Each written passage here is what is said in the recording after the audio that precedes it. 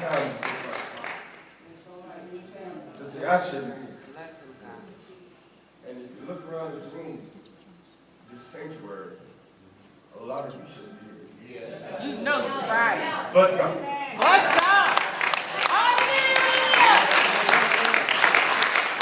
But God. Hallelujah.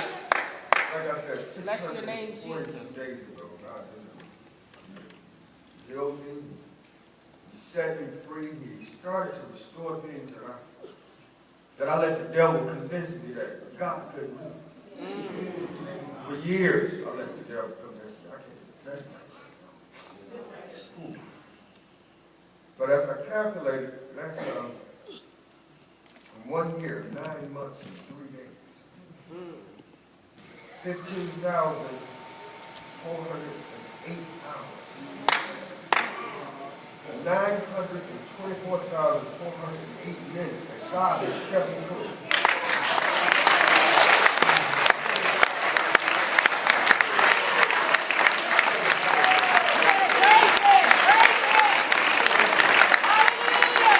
And for somebody like me, I'm not worried.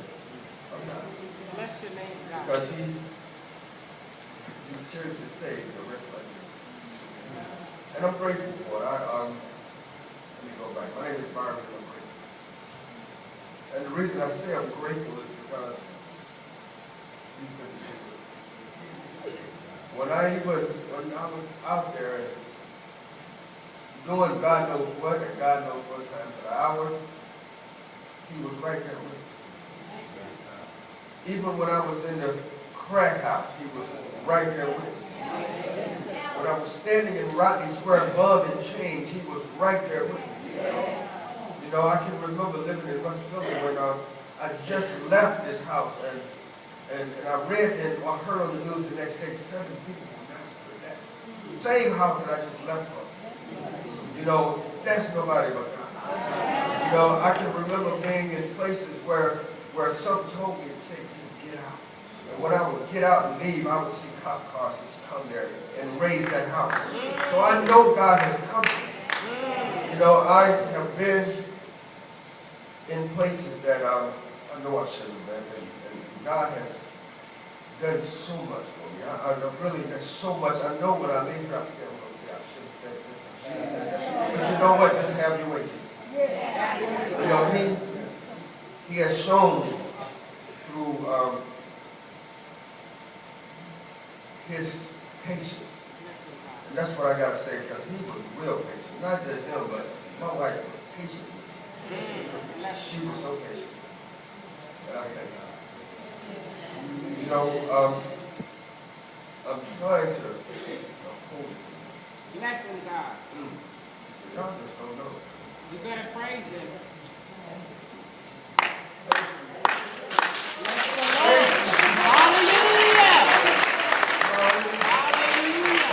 You know, they tell me Shabbat is the highest praise. Yeah. I got to say it. Y'all got to excuse me. God, I just say Shabbat. Hallelujah. Oh. It's so good. Yeah, God. You know, the word of God says in 2 Chronicles 7:14, it says that every Come on. my people You better It's a say call. so. are called by my name. Yeah. Humble themselves. I did that. Yeah. Pray. Yeah. I did that so many times. Father, seek my face. Yeah. I did that. I did that so many times. But the problem I had with is turning from my wicked ways. I ain't going to do that. It was too much fun. But see, I wasn't looking at the problems that I was causing the people that cared for me, the people that were praying for me, the people that believed in me. I just didn't want to turn from my wicked ways. I thought I could find an easy result for me, but the result was nil. Because see, I still had to pray that the key to let me back in the house. I still had to pray that my boss didn't fire me.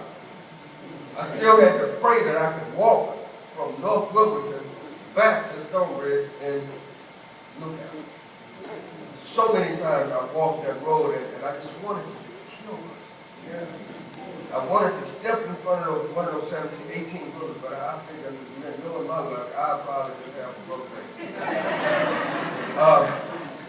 But, I mean, I can remember literally trying to bust my heart. It didn't work.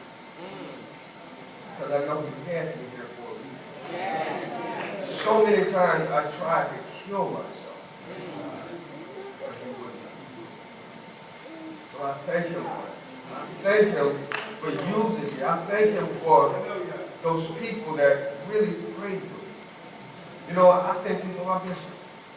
Because he asked me when we moved here in 2000, when I went to the Resurrection Center, which was called 8th Street at the time, he asked me, did I have a life verse? And I said, no, I didn't.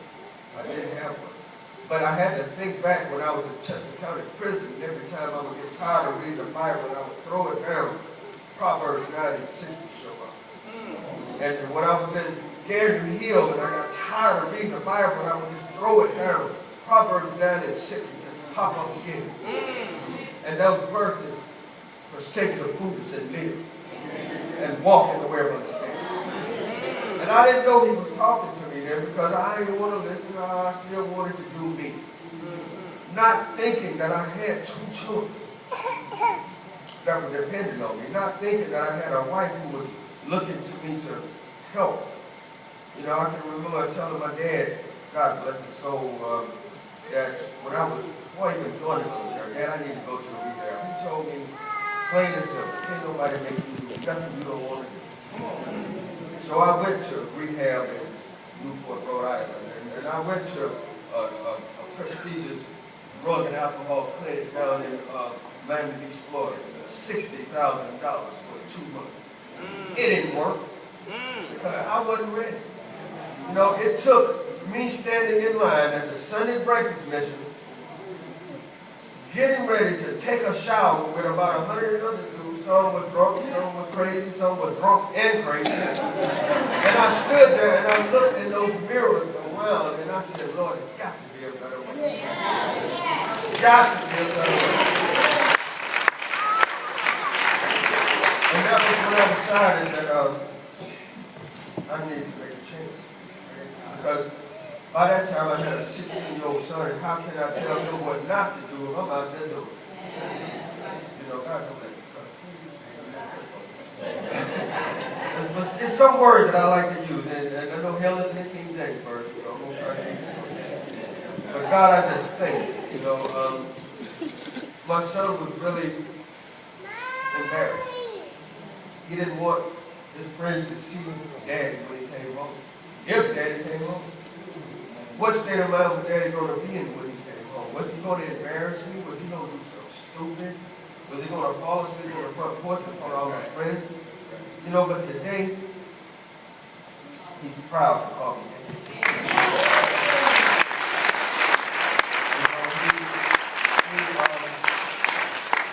He believes in me. He trusts me. You know, my little man Noah. I know Noah has to have been here before.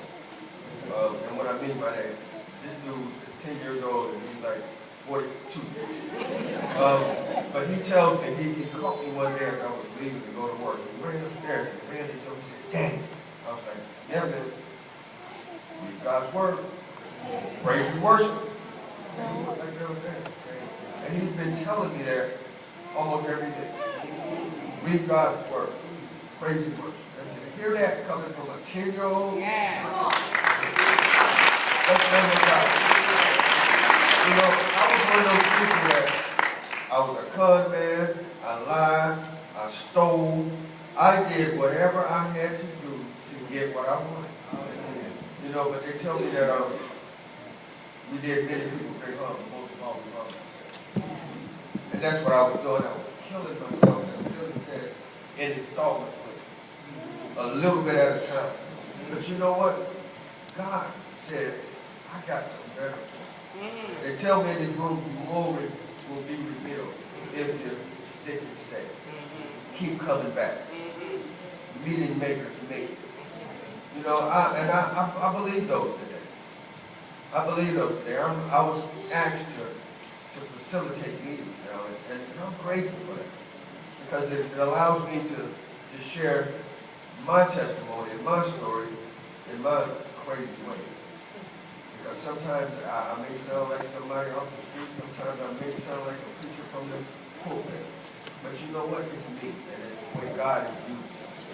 You know, it all depends on which way the wind is blowing. You know, I'm stable. I'm stable in my recovery. Don't get me wrong. But it depends on the people that I'm around. Because I have to wear many hats, and I have to fit in where I am. You know, I can sit with the best of them, and I can also kneel down with the best of them. So I'm just grateful for that, because he has truly. I don't know what else. I know that.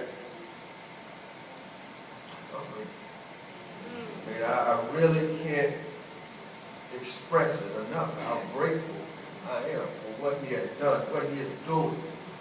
You know, he is doing things. He speaks to me in so many crazy ways. I just can't even understand sometimes how he talks to me. And he hears me. You know, and he is healing my land. You know, do I have problems? Yes, I do have problems. Do I still have issues? Yes, I got a whole lot of issues.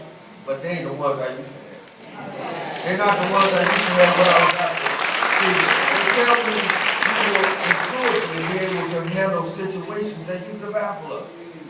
You know, I'm handling situations. I'm dealing with them. I'm living life on life terms. I'm dealing with life. I'm finally a responsible member of society. I'm not that one sitting by the wayside. No more. I'm not he. I'm not he. I think that's right. I ain't going back to that old man no more. You know, because I am a new creature. I am a new creature. And I can truly say, I think it's Jeremiah 18:4 when he said, he made it again another. Thanks for letting me share.